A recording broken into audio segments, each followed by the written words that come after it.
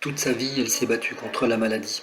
Contaminée par le VIH à l'âge de 17 ans, Charlotte Valandré est décédée ce mercredi 13 juillet à l'âge de 53 ans.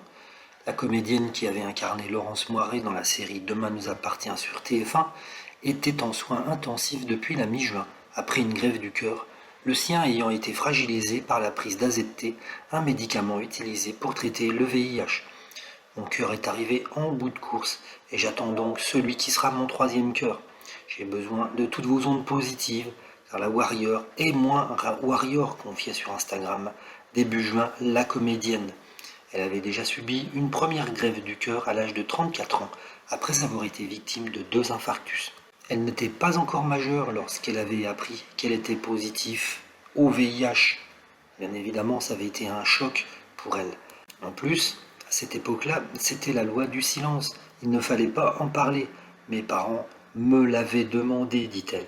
Mais dotée d'un tempérament de battante, elle décide d'aller de l'avant.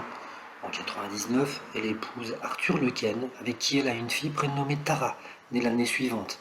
Effrayée à l'idée d'avoir pu transmettre le virus à son enfant, elle lui fait passer une batterie de tests pour s'assurer qu'elle est séronégative. La première année, j'arrivais pas à l'aimer. J'avais peur qu'elle tombe malade.